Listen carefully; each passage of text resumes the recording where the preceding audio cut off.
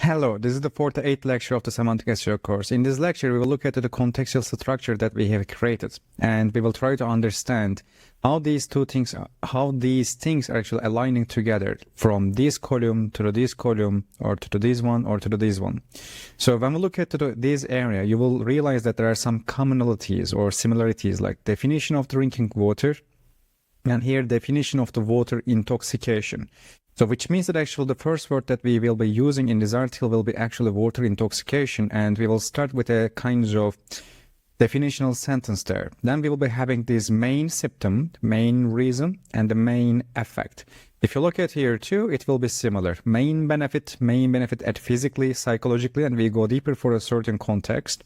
Then nutritional value, and as I know, technically 0, is function for the body, and how many percent of the human body is water. When we look at here too, after symptom, reason, effect, then we go to the water intake calculation method. I believe you remember that it is directly inside these anchor tags, and it's directly inside our heading vectors. Then how a person can miscalculate the daily water intake. So is it possible, and what are the common mistakes for doing that?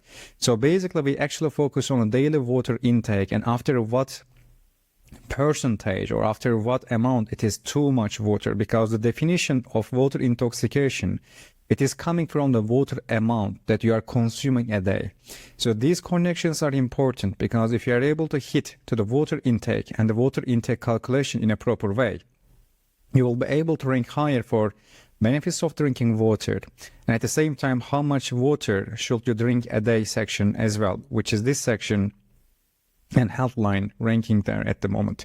So that's why we are trying to take the surrounding context around that specific query especially, and as I already told, our macro context and our H1 is highly similar to the query in that area too. And main events that can cause water intoxication, and in this area you'd see that these events, sports events and military training. So basically we are creating a kind of connection from the supplementary content to the macro context introduction. Mention the main treatment methodology, it is at the end, and it is at the end. As you realize, we start with the definition of the macro context and the main entity, then we go to the main sections, which means the main attributes or the main samples of these attributes we are giving. Then we go to our in-link or internal link justification, especially with the relevance bridges. Then anything that you see here, it is ordered in our contextual vector already. In the previous lectures, we actually talk about the supplementary content, but also we talk about the order of the terms or the context terms and the context signifiers in our H1, and how we actually distribute these things also inside our contextual structure too. So the order of these things and order of these areas is not a kind of coincidence. They are aligning together with each other. Nothing is random. And as I said before, the general summary, extractive summary, and abstractive summary that we are creating, it is for creating a web page site contextual consolidation, and it is for actually connecting even the last heading to the beginning area. One of the biggest mistakes that SEOs actually do is that they are writing their titles directly for the queries that they are trying to actually rank for, but they don't stick with it for entire web page. Even if they do it so much.